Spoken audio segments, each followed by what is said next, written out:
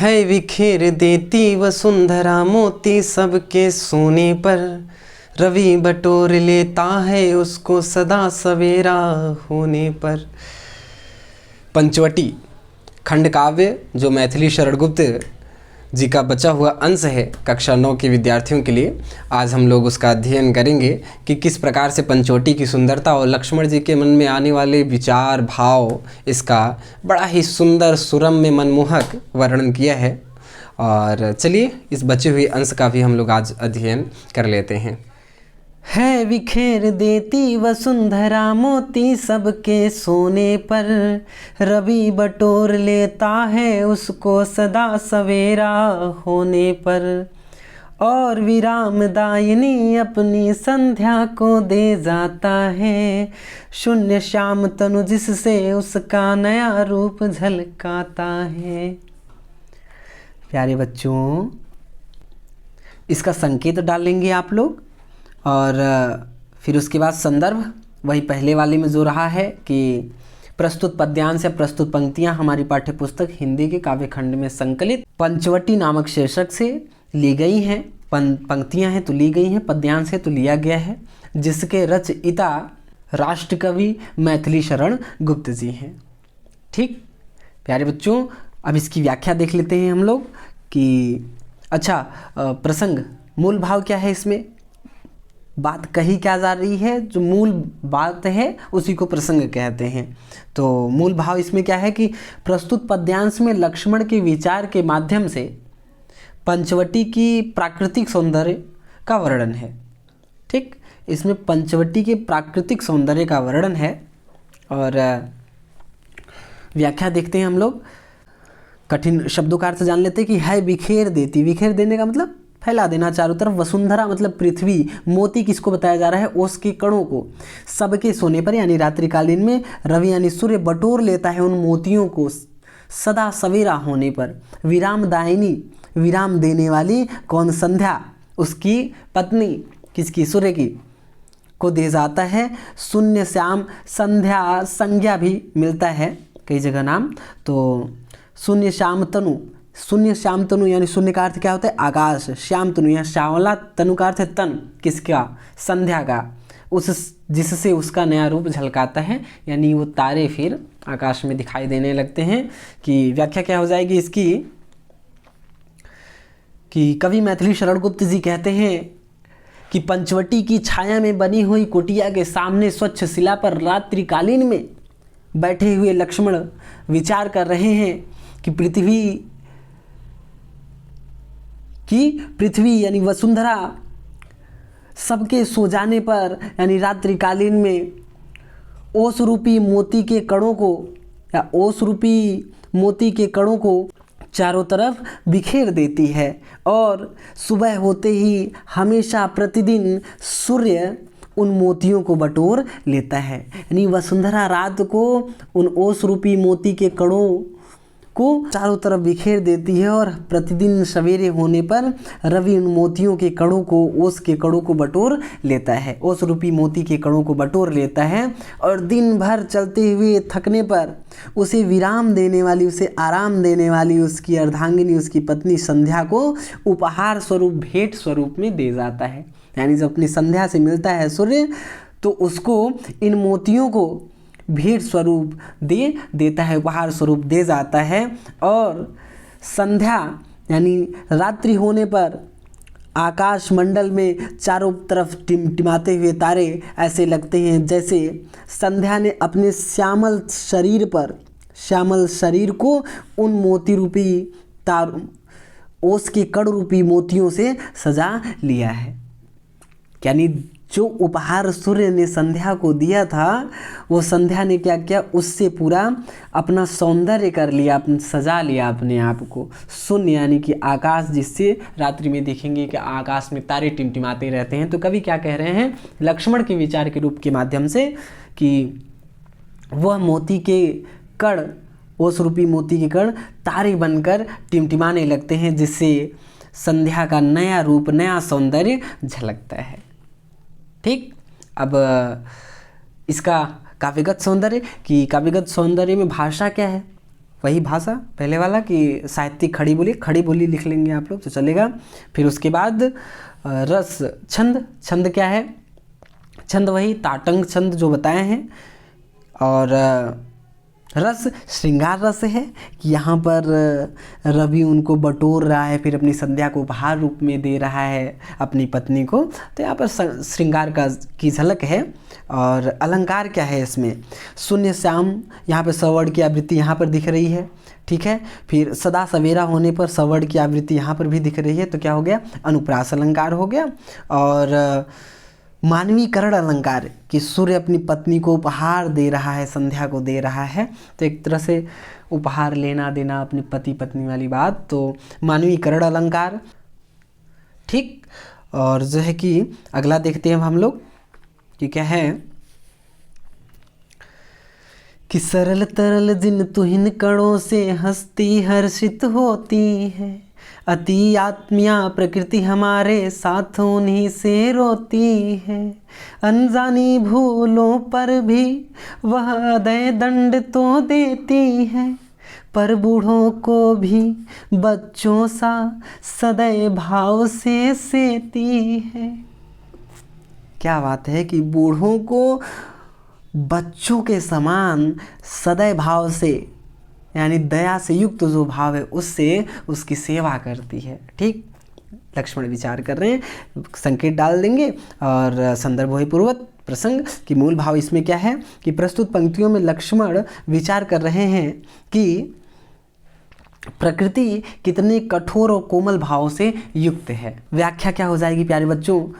व्याख्या कि कवि मैथिली शरण गुप्त जी कहते हैं कि पंचवटी की छाँव में रात्रिकालीन में बैठे हुए लक्ष्मण ये विचार कर रहे हैं कि प्रकृति के खेल भी कितने निराले हैं, और यह प्रकृति कभी अपने इन सरल तरल ओस के कणों से, छोटे छोटे ओस के कणों से अपनी प्रसन्नता व्यक्त करती है, हंसती है, आह्लादित होती है, और कभी कष्ट होने पर अपनी वेदना को, अपनी पीड़ा को उन्हीं प्रकृति आत्मिया यानी अपनी अत्यधिक वेदना को प्रकट करती है, हमारे साथ उन्हीं से रोती है। का अर्थ क्या है कि उन्हीं ओसों के बूंदों के माध्यम से अपनी वेदना प्रकट करती है, अर्थात जिस प्रकार से हम कष्ट होने पर, वेदना पीड़ा होने पर हम रोते हैं, उसी प्रकार से प्रकृति भी अपनी पीड़ा को उन कणों के माध्यम से हंसती हर्षित भी होती है, प्रसन्न भी होती है, और उन्हीं के माध्यम से वह अपनी वेदना को भी प्रकट करती है।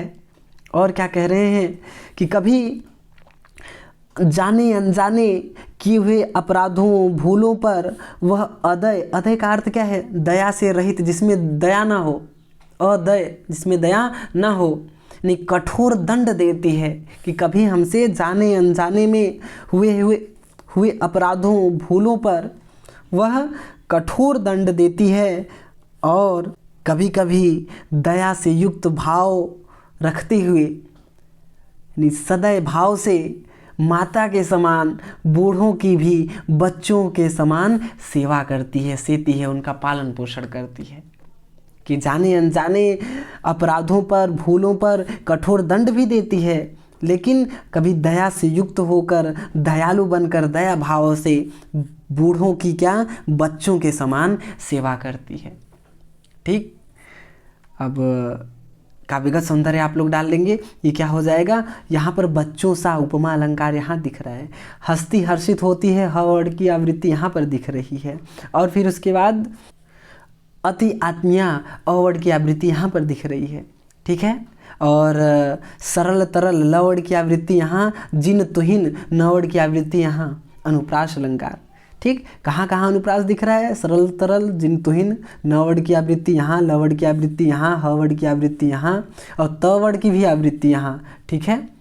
पूरे में ह और तवर्ण की आवृत्ति, फिर उसके बाद अवर्ण की आवृत्ति, ठीक।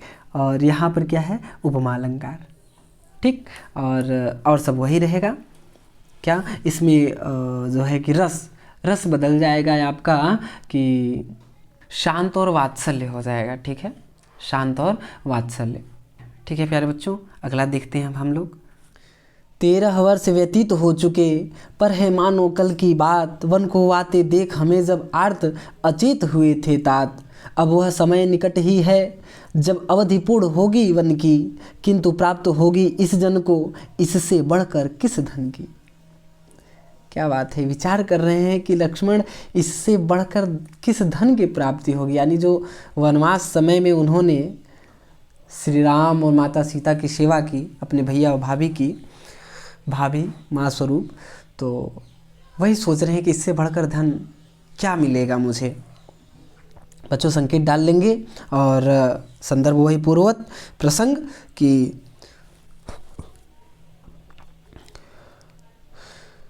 प्रस्तुत पद्यांश में लक्ष्मण अपने अतीत का स्मरण कर द्रवित हो रहे हैं, इसी बात का यहाँ पर वर्णन है।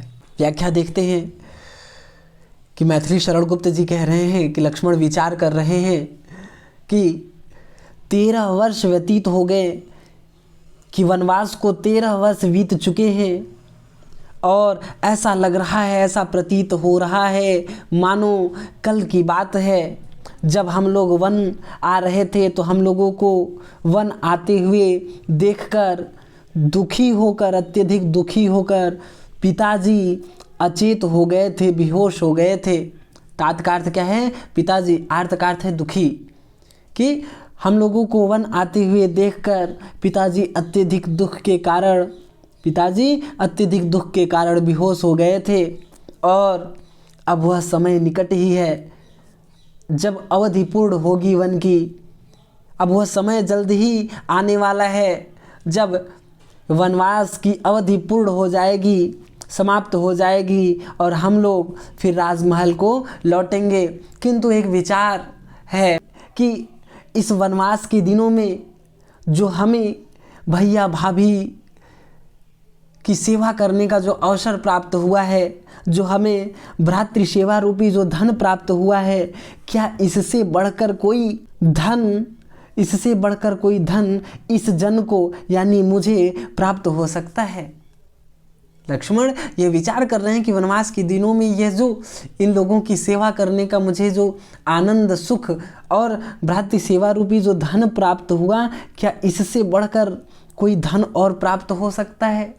यानी कितने आनंदमय तरीके से भैया भाभी की सेवा में रत, पता ही नहीं चला कि 13 वर्ष कैसे व्यतीत हो गए। ऐसा लग रहा है जैसे कल की ही तो बात है कि जब हम लोग आ रहे थे और पिताजी दुख के कारण बेहोश हो गए थे। किंतु अब अवधि वनवास की पूर्ण होने वाली है, अब हम लोग जल्द ही घर को, राजमहल को लौटेंगे। ठीक, काव्यगत सौंदर्य कि इसमें काव्यगत सौंदर्य में क्या हो जाएगा, सब कुछ वही। और क्या इसमें रस, शांत रस, अलंकार हो जाएगा।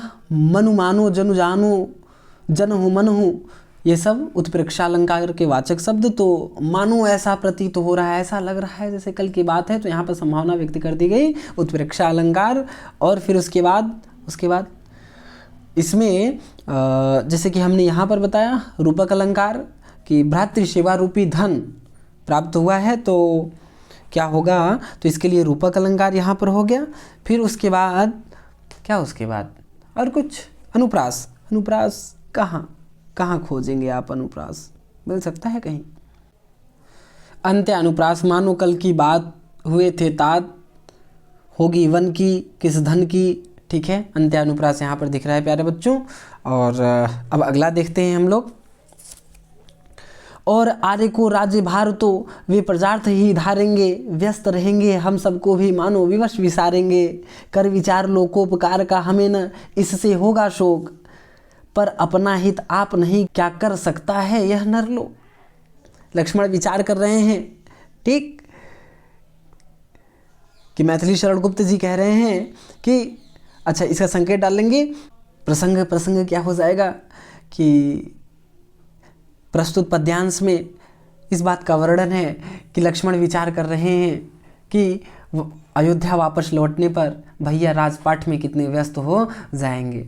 ठीक, व्याख्या देख लेते हैं प्यारे बच्चों कि मैथिली शरण गुप्त जी कहते हैं कि लक्ष्मण विचार कर रहे हैं कि वनवास की अवधि पूर्ण होने पर जब हम सब लोग वन से वापस अयोध्या के लिए जाएंगे, तो आर्य बड़े भैया राजपाट देखेंगे।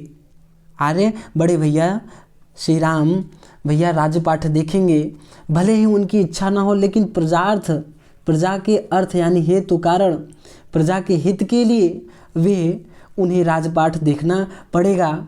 और हो सकता है, मानो संभावना व्यक्त की है, हो सकता है कि वह राजपाठ में इतने व्यस्त रहेंगे, लोगों के हित के लिए इतने लगे रहेंगे कि विवश होकर हम सबको भूल जाएं, किंतु हमें इसका दुख न होगा, शोक नहीं होगा, न इससे होगा शोक हमें, ठीक है। किंतु मुझे इससे दुख नहीं होगा, क्योंकि वह लोगों के कल्याण के लिए, उपकार के लिए लगे रहेंगे और विवश होकर हम सबको भूलेंगे। इससे, इसमें हमें कोई भी दुख नहीं होगा। किंतु मेरे मन में एक प्रश्न है कि मैथिली शरण गुप्त जी कह रहे हैं कि लक्ष्मण के मन में एक प्रश्न है कि वे सोच रहे हैं कि यह नरलोक यानी यह मनुष्य, यह संसार के लोग अपना हित क्या स्वयं नहीं कर सकते हैं? पर अपना हित आप नहीं कर सकता यह नरलोक, यह संसार के लोग, यह लोग अपना हित, अपना कल्याण क्या स्वयं नहीं कर सकते हैं?